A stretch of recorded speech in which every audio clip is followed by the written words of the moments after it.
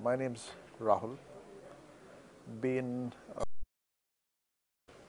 satellite, the conditional access, the broadcast equipment, and the content industry for the last 20 years. Last assignment was in UK, where I set up a company. It was called Exet, which was into conditional access, middleware applications, driven at emerging markets. I came back to do something in the emerging markets. First thing we parked ourselves was on making films, global films. Then we moved on to a new international format called Sportainment, sports and entertainment mixed together for the television. And while all this was happening, there was a change of guard in India, and there was this whole initiative of Digital India. And there was a realization that Digital India cannot happen the way it should happen if people on the ground do not have sufficient skills to make it happen. That's kind of the genesis of a body called SCTE coming into India, forming SCTE India with a charter of skilling people who will make a Digital India. The change of guard again energized the whole process. We've tasked ourselves with trying to skill about 500,000 people on the cable and the broadband space. Probably the biggest initiative taken anywhere in the world. We're putting the bits and pieces together. What we will train, the skills would be different from what's been done till date, because we would not only skill on the technical aspects, we would probably also train on simple things on how to use an eGov application, how to use an app on health. So these trainers typically were on the hardware skills, but some content, some app, and some software would also form a part of what this person would be trained on, because the world's moving that way, and that probably will be the only initiative anywhere in the world. So we call it kind of broadband plus, cable broadband plus. And last but not the least, we wanted India to be the hub of innovation,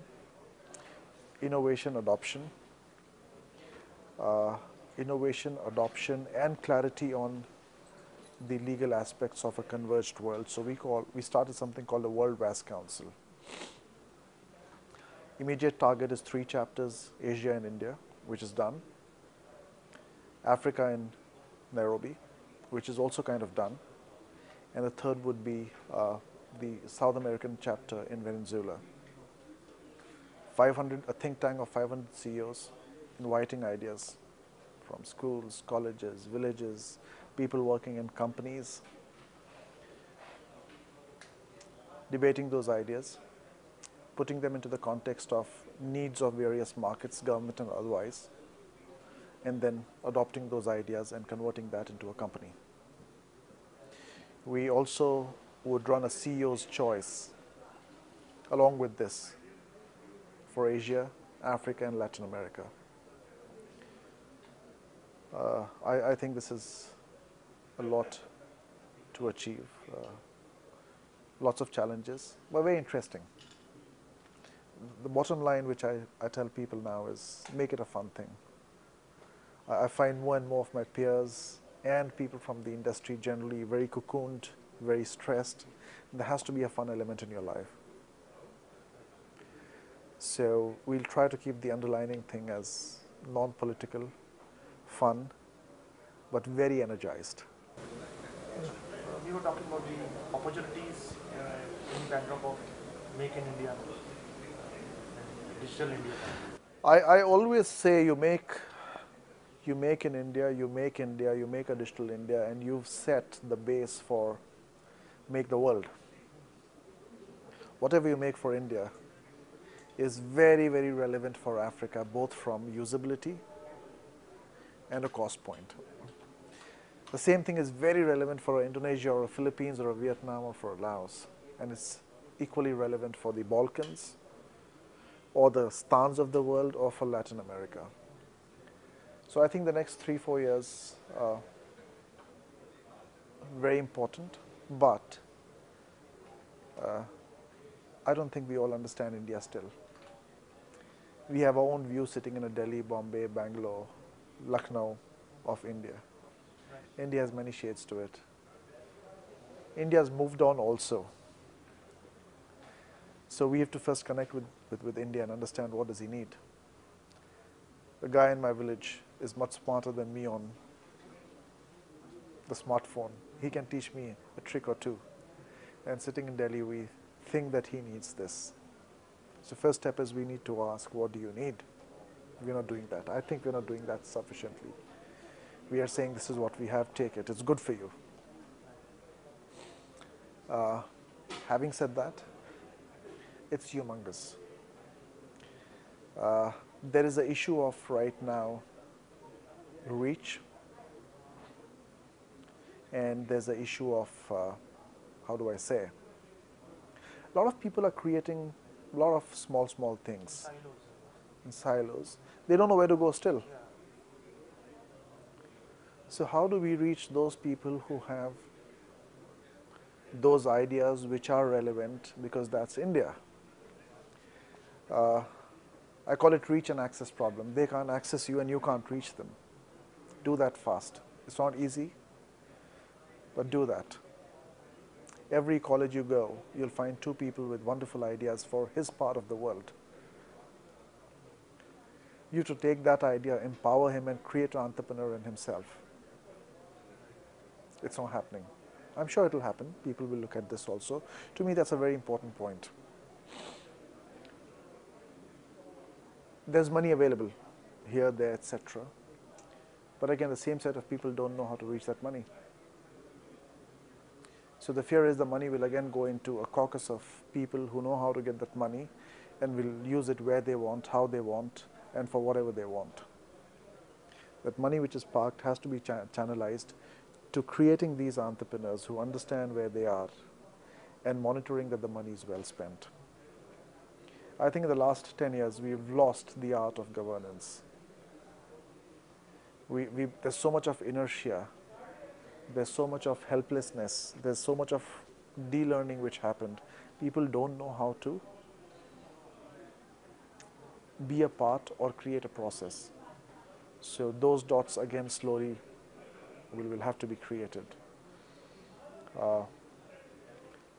But if everything goes well, it'll be a very modern India. I wouldn't be surprised if some of the villages are more modern than the towns. Because an Indian village is an entity which is controllable. You know I have to build only this much of road. You know these guys need only these kind of apps. You know these people will watch only a Bhojpuri movie. You know if I educate these people, they will do good organic farming and create a good product and package it well. And I often tell people, don't be surprised if you find villages better than the towns. I can still do a sewerage system in the village. I can't do it in the town. I can still provide electricity in a structured way from scratch in a village. I don't know how to do it in the town. Every guy who had some clout, has a transformer next to his house. Every builder who's constructed doesn't have a drain below what he's constructed. So India to me will be a bottom-up country. Focus on the village. People will go back there. Give security. I'd rather stay in my house if I have a good road in my own village. I have my farm there. I don't stay there. But it's easier for me to reconstruct that. It's going to throw a lot of surprises. VAS Council wants to be a part of this. VAS Council wants to take that small idea, which a guy has made for a village, and implement it in another village in Tanzania, another village in Sudan, because we have a chapter there. We have the top 100 broadcasting, telecom, banking guys part of that. they're more than glad to accept that idea. And I would like to accept an idea which an African gives me. Why not?